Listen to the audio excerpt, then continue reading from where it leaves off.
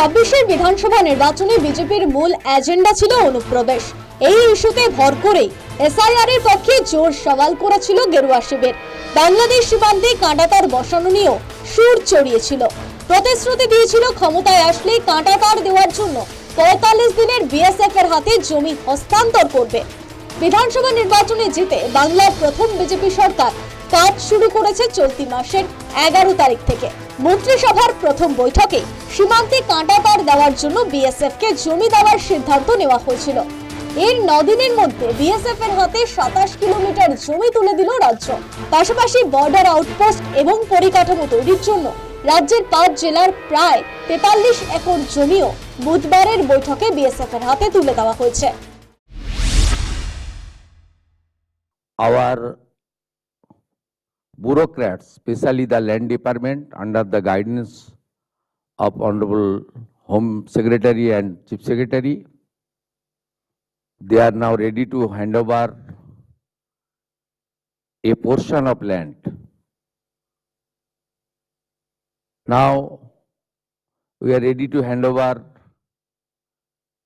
27 kilometer fencing land along with few border outpost lands and BSF infrastructure development land. অবৈধ অনুপ্রবেশকারী আটকাতে শুধু জমি হস্তান্তর করেই রণে ভঙ্গ দিতে চাইছে না পশ্চিমবঙ্গের নতুন সরকার। অনুপ্রবেশকারী চিহ্নিত করতে রীতিমতো কোমর বেঁধে নামার ইঙ্গিত মিলেছে মুখ্যমন্ত্রীর কথায়। সিএএ আইন স্মরণ করে দিয়ে জানিয়েছেন, গত বছরের মে মাসে কেন্দ্রীয় সরকারের জারি করা নির্দেশিকা অনুযায়ী রাজ্যের সীমান্ত সংলগ্ন থানা এলাকাগুলোতে আজ থেকেই জারি হবে ডিটেক্ট, ডিলিট, ডিপোর্ট আইন। বিভিন্ন অপরাধের সঙ্গে যুক্তরা যে মূলত অনুপ্রবেশকারী, সে কথা শোনা গিয়েছে মুখ্যমন্ত্রীর বক্তব্যে।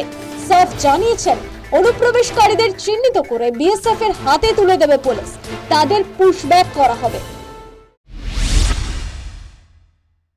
যারা অবৈধ বাংলাদেশি অনুপ্রবেশকারী তাদেরকে সরাসরি বিএসএফ এর হাতে হ্যান্ডওভার করার জন্য একটি নির্দেশিকা এবং তার সঙ্গে একটি আপনার অবৈধ অনুপ্রবেশকারীদেরকে হ্যান্ডওভারের আইন ভারত সরকারের পক্ষে under secretary government of India Pratap Singh Rawat পাঠিয়েছিলেন। আজ থেকে আমরা এই আইন কার্যকর করলাম। এর ফলে সিএ এর অন্তর্ভুক্ত যারা, অর্থাৎ সিএতে বলা আছে 7টা কমিউনিটি বা ধর্ম পালন করা লোকেরা, তারা সিটিজেনশিপ অ্যামেন্ডমেন্ট অ্যাক্টের আওতায় আসবেন এবং তাদেরকে যারা 31/12/2024 পর্যন্ত এসেছেন তাদেরকে কোনো পুলিশ কোথাও হ্যারাসমেন্ট ডিটেন্ট করতে পারবে না। সিএ এর আওতায় যারা নেই তারা হলেন কমপ্লিটলি অবৈধ অনুপ্রবেশকারী ইনফিল্ট্রেটার্স। তাদেরকে সরাসরি রাজ্য পুলিশ গ্রেপ্তার করবে এবং ডিটেন করবে এবং হ্যান্ডওভার করবে বিএসএফ এর হাতে। কাঁটাতার ও পরিকাঠামো তৈরির জন্য বুধবার নবান্নে ৩১.৯ একর খাস জমি সহ বিশাল অঙ্কের জমি তুলে দেওয়া হয় বিএসএফ এর হাতে। পশ্চিমবঙ্গের সঙ্গে বাংলাদেশের সীমান্ত প্রায় ২০০০ কিলোমিটার। এর মধ্যে ১৬০০ কিলোমিটার এলাকায় কাঁটাতার আছে, অরক্ষিত প্রায় ৬০০ কিলোমিটার এলাকা। মুখ্যমন্ত্রীর দাবি, এর মধ্যে ৫৫৫ কিলোমিটার এলাকার জমি রাজ্য সরকারের হাতেই ছিল, কিন্তু বিএসএফ কে দেওয়া হয়নি। এজন্য রাজ্যের পূর্বতন তৃণমূল সরকারের তোষণ নীতিকে দায়ী করেছেন মুখ্যমন্ত্রী শুভেন্দু অধিকারী। আমাদের এই রাজ্যে ২২০০ কিলোমিটারের মধ্যে ১৬০০ কিলোমিটার ফেন্সিং রয়েছে। অ্যাপ্রক্স ৬০০ কিলোমিটার ফেন্সিং এর জন্য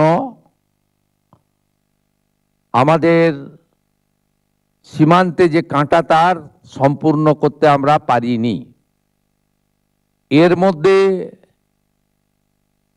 ৫৫৫ কিলোমিটার এমন এলাকা রয়েছে যেখানে রাজ্য সরকার চাইলে বিএসএফকে জমি দিতে পারত, কিন্তু বিগত রাজ্য সরকার রাজনৈতিক কারণে, ভোট ব্যাংকের জন্য এবং তাদের যে হাই অ্যাপিজমেন্ট তুষ্টিকরণ তোষণের এজেন্ডা ছিল, সেই কারণে তারা হয়তো দেয়নি। পশ্চিমবঙ্গে অনুপ্রবেশ একটা অন্যতম বড় সমস্যা। এই অবস্থায় পশ্চিমবঙ্গ সরকারের কঠোর মনোভাব অনুপ্রবেশ বন্ধ করবে বলে মনে করছে ওয়াকিবহাল মহল। News time.